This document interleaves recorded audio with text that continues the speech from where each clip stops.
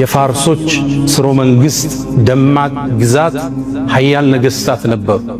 ታዲያ ከነሱ ነገስታቶች ውስጥ አንድ ታዋቂ ጀነራል አለ። ማንም አይበግረው፣ ተራራም ቢፈልግ ሰንጥቆ መሄድ የሚችል ታዋቂ ጀግና ጀነራል አለ። ሁርሙዝ ይባላል። ይህ ሰርጽም የሱ መታወሻ ይሆን ዘንድ ቦታው ተሰይሞለታል።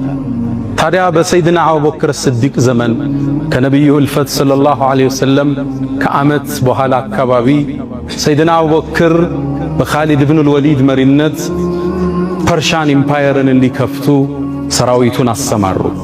ኻሊድም ይህን ጦር እየመራ ወደ ፐርሻን ኢምፓየር ሲጠጋ የፋርሶቹ ጦር ፊት ለፊት ተገናኘው። የጦሩ ጀነራል ሁርሙዝ ይባላል።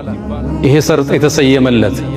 ታዲያ ፊት ለፊት ሲገናኙ ሁሉም ጦራቸውን አሰለፉ። ፍልሚያው ከመጀመሩ በፊት ማንም አይበግረው ሁርሙዝ ወደ ሜዳው ወጣና ኻሊድ የታለ ብሎ ተጣራ። ኻሊድን እንዴት አወቀው?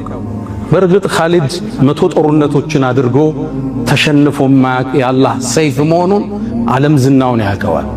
ኻሊድን በመግደል ታሪኩን ሊያሸበርቅ ፈለገና ኻሊድ የታል ወጦ ይፋለመኛል። ከጦሩ መሃል ያ የነቢዩ ደረሳ ኻሊድ ብን ወሊድ ወጦ ተሰየመ።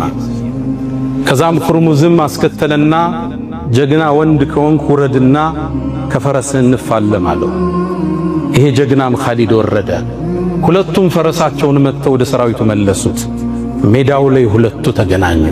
የሁለት ዓለም ጀግኖች ማን ያሸንፍ ይሆን? ፋርሶቹ እርግጠኛ ናቸው እንደሚገለው ኻሊድ። ሙስሊሞቹ ደግሞ የኻሊድን ማንነት ያውቃሉ። ጦርነቱ ሀብሎ ተጀመረ። ሁለቱ ተፋለሙ። ሰራዊቱ ይመለከታል። አቧራው ጨሰ። ሰይፎች ተላተሙ። ጦሮች ተወረወሩ። ታዲያ ሁርሙዝና የፐርሻን ኢምፓየር የኻሊድን አስደማሚ የጦር ቴክኒክ ተመለከቱ። ሁርሙዝ እንዲህ አይነት ሰው ገጥሞት አያውቅም። እንዲህ አይነት የካራቴ ችሎታ ያለው የጦር አሰነዛዘር፣ የሰይፍ አመካከት ብቃት ያለውን ጀነራል ገጥሞት አያውቅም።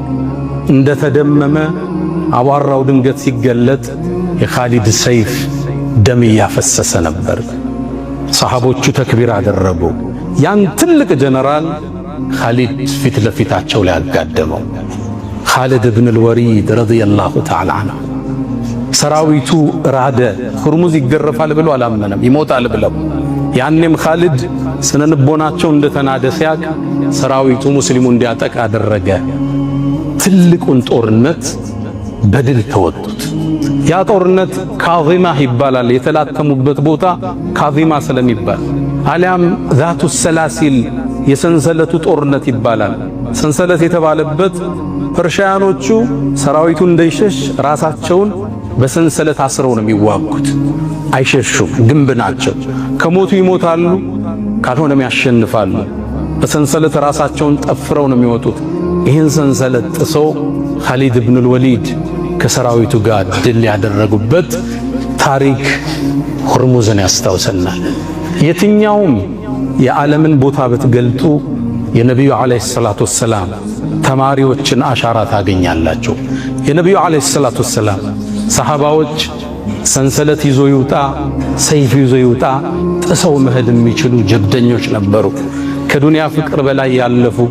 ኻሊድ የሰለመው ከሁደይቢያ በኋላ ከፈትሕ መካ አቅራቢያን የሰለመው ግን ከሰለመ በኋላ ከፈረሱ ወርዶ አያውቅም። ወደ ሀገሩም ተመልሶ አያውቅም። እስልምናን ሲያሰፋ ሀገራትን ሲከፍት ፈረሱ ሳይወርድ ኻሊድ አላህን ተገናኘ። ባለፈው በስፋት እዚህ ቦታ ላይ አንስተናል።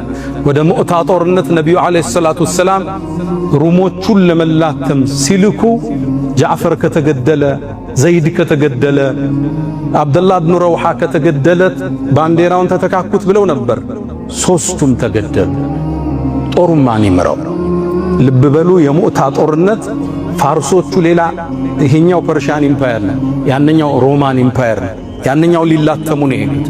200 ሺህ ጦር፣ ሙስሊሙ 3000 ጦር ብቻ ነው። ያን ባንዲራ ተቀበሉና ኻሊድ ወይ አንተ እንድትመራው ነው ያዝንልህ አሉት። ያኔ ኻሊድ ባንዲራውን ሲይዘው ነቢዩ ዓለይሂ ሰላቱ ወሰላም መዲና ላይ ሁነው አሁን አሉ ባንዲራው የአላህ ሰይፍ ላይ ወደቃሉ ነብዩ አለይሂ ሰላቱ ወሰለም። ኻሊድ ብን አልወሊድ ተሸንፎ ማያቅ ጀግንነቱ በታሪክ አምድ አሁን ድረስ የጦርነት ስትራቴጂው እየተጠናለት ያለ ጀብደኛ የኔ አንተ አያት ነው። ኻሊድ ብን አልወሊድ 100 ጦርነት አድርጎ ኻሊድ አልተሸነፈም። በአንድ ጦርነት ላይ እጁ ላይ 9 ሰይፍ የተከሰከሰበት ጀግና ባይበግር ነበር ኻሊድ ብን አልወሊድ። እሱም የሚተካው እስካሁን አልተገኘም። የሱን የጦርነት ስትራቴጂ የሚተካው አልተገኘም። ሮሞች እንኳን ቅድም ያልኳችሁን ፐርሺያን ኢምፓየርን ያሸነፉት ሮሞች እነሱን ሊጋጠም አሰላለፋቸውን ላይ ከፍ ካለ ቦታ ላይ ወጣ። ሲያያቸው ሳቅ ኻሊድ። የዓለማችን ትልቁ ጦር ነው ያነ ጦር። እነዚህ ሰዎች የጦርነት ቴክኒክ አያውቁም ማለት ታላቁን አመራር ታላቁን ኢምፓየር እንዲህ ብሎ መተቸት የሚችል ጦርነት ስትራቴጂ አላህ የሰጠው ሰው ነበር። ሰይፉን እንደያዘ አላህን ተገናኘው። ሰይፉ አልተሰበረም። ኻሊድ ብን አልወሊድ የሞተው አልጋ ላይ ነው። ሸሂድ ሆኖ አልሞተም። 100 ጦርነት ቢመራ ለዛ ነው ኻሊድ ብን አልወሊድ አልጋው ላይ ሆኖ የሞት አፋፍ ላይ እንደደረሰ ሰውነቱን አየ። ሰውነቱ ብዙ ቦታ ቆስሏል፣ ተጎድቷል። ከዛም አንድ ቃል አለ፣ አልጋዬ ላይ ልሞት ነው አለ። ያን ሁሉ ጦርነት አርጌ ላ ናመት አዕዩኑን ጁበና አለ። የፈሪ አይን እንቅልፍ ትጣል። ሞት ጦርነት የሚገል ቢሆን ያውን ፍራሽ ላይ አልሞትም አለ።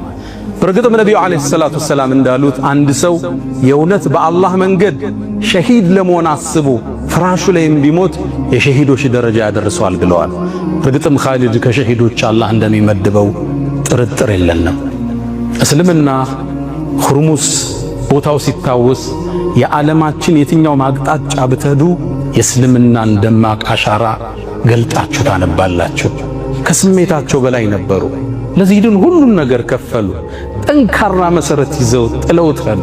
እስልምናን አሁን እንዲደበዝዝ ታረገው ይሆናል እንጂ ልታጠፈው አትችልም። መሰረቱ ጠንካራ ነው። ብዙ ደም ብዙ አጥንት ውስጡ ገብቶበታል። ከስሜታቸው በላይ የኖሩ ለምክንያት ቦታ ያልሰጡ ብዙ ምክንያቶች አላቸው። እንደኛ ኑሮ አለ፣ ልጅ ማሳደጉ አለ፣ ዕዳው አለ፣ ችግሩ አለ። ለዚህ ምክንያት አልሰጡም።